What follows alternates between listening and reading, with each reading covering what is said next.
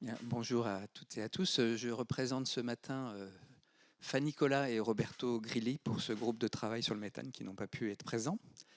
Alors, deux mots d'abord. Vous savez, je pense très bien que le méthane est un puissant gaz à effet de serre, un peu plus de 23 fois celui du CO2 sur un horizon à 100 ans, le deuxième en termes d'émissions anthropiques. Et les milieux aquatiques en émettent tous plus ou moins. Et donc, il y a un focus sur le méthane dans au moins deux des PEPR, le carbonium et le DIPC. Et d'ailleurs, le groupe méthane a été initié lors de la réunion de lancement du projet carbonium à Autran il y a à peu près un an.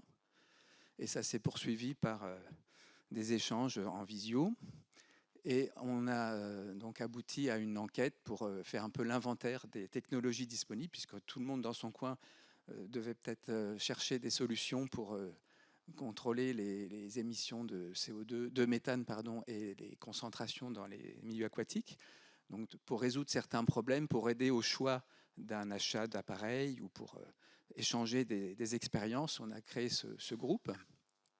Donc, il y a une petite enquête à remplir. Alors, depuis que ça a été relancé par Perrine il y a une douzaine de jours, le nombre de réponses a beaucoup augmenté par rapport à l'état initial de septembre. Et donc, il y a l'adresse là, mais je ne sais pas si les documents seront remis en ligne, mais du coup, l'adresse sera cliquable.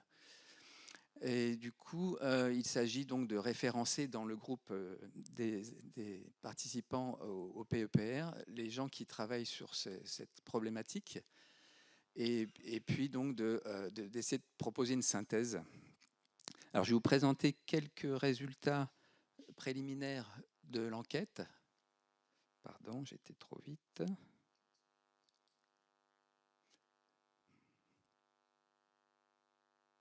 Ah non, c'est par là, excusez-moi, je découvre. Voilà, donc il y a un peu moins de 30 questions. Alors ça se remplit très vite si vous avez les informations techniques sous la main.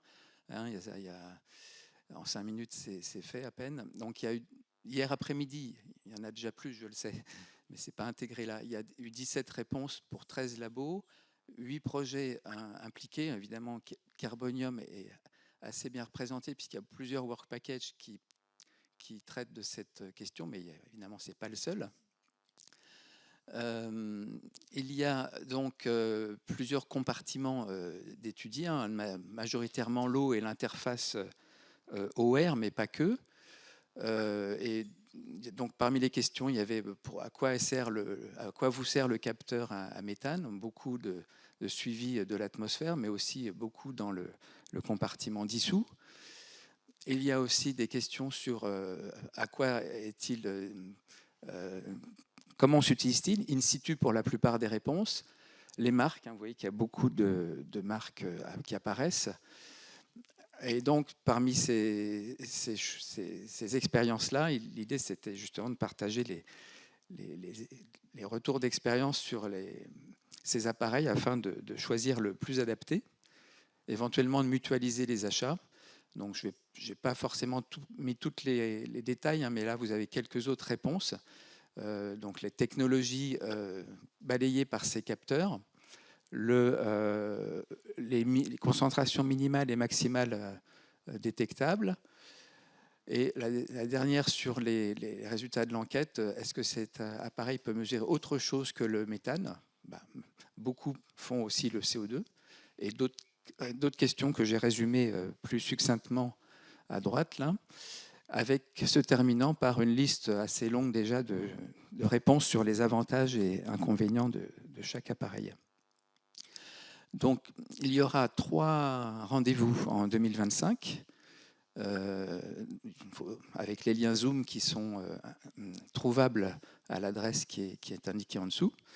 Et si tout va bien, si la mayonnaise prend, l'idée est d'écrire un article de review sur la mesure du méthane, un article qui sera plutôt technique du coup, pour guider la communauté dans les bonnes pratiques et le choix de tel ou tel appareil. Voilà, j'ai terminé pour ce groupe de travail méthane. Merci. Merci Didier.